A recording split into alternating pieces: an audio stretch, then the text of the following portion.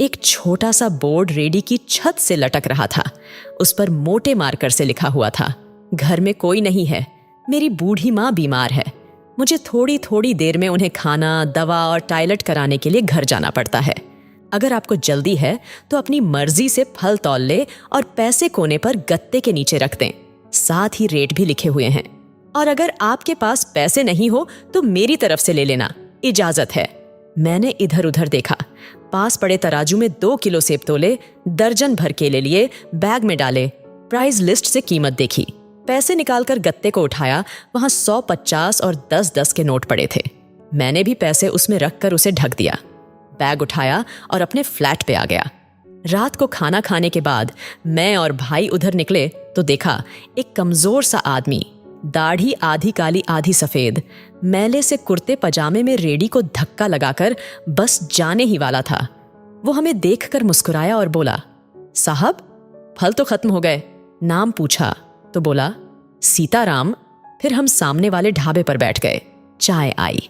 कहने लगा, पिछले 3 साल से मेरी माता बिस्तर पर हैं, कुछ पागल सी भी हो गई हैं और मेरी कोई संतान नहीं है, बीवी मर गई है, सिर्फ मैं हूं और मेरी माँ की देखभाल करने वाला कोई नहीं है, इसलिए मुझे हर वक्त माँ का ख्याल रखना पड़ता है। एक दिन मैंने माँ का पांव दबाते हुए बड़ी नरमी से कहा, माँ तेरी सेवा करने को तो बड़ा जी चाहता है, पर जेब खाली है और तू मुझे कमरे से बाहर निकलने नहीं देती। कहती है तू जाता है तो जी घबराने लगता है। तू ही बता मैं क्या करूं? अब क्या गले से खाना उतरेगा? न मेरे पास कोई जमा पूंजी है। ये सुनकर माँ ने हांफते कांपते उठने की कोशिश की। मैंने तकिए की टेक लगवाई। उन्होंने झुर्रियों वाला चेहरा उठाया, अपने कमजोर हाथों को ऊपर उठाया, मन ही मन राम जी की स्तुति की, फिर बोली, तू रेडी वहीं छोड़ आया कर, हमारी किस्मत हमें इसी कमरे में बैठकर मिलेगा।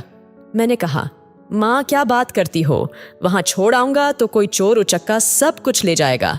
आजकल कौन लिहाज करता है और बिना मालिक के कौन खरीदने आएगा? कहने लगी, तू राम का नाम लेने के बाद रेडी को फलों से भरकर छोड़कर आजा, बस ज्यादा बकबक नहीं कर। शाम को खाली रेडी ले आया कर। अगर तेरा रुपया गया तो मुझे बोलियो। 2.5 साल हो गए हैं भाई, सुबह रेडी लगाकर आता हूँ, शाम को ले जाता हूँ। लोग पैसे रख जाते हैं, फल ले जाते हैं, एक ढेला भी ऊपर नीचे नहीं होता, बल्कि कुछ तो ज्यादा भी रख जाते हैं। कभी कोई माँ के लिए फूल रख जाता है, कभी कोई और चीज। परसों एक बच्ची पुलाव बनाकर रख गई, साथ में एक पर्ची भी थी अम्मा के लिए। एक डॉक्टर अपना कार्ड छोड़ गए, पीछे लिखा था, माँ की तबीयत नाजुक हो तो मुझे कॉल कर लेना, मैं आ जाऊंगा। कोई खजूर रख जाता है। रोजाना कुछ न कुछ मेरे हक के साथ मौजूद होता है। न माँ हिलने देती है, न मेरे राम कुछ कमी रहने देते हैं। माँ कहती है, तेरा फल मेरे राम अपने फरिश्तों से बिकवा देते हैं। आखिर में इतना ही कहूंगा कि अपने माँ बाप की सेवा करो और देखो दुनिया की कामयाबियां कैसे हमारे कदम चूमती है।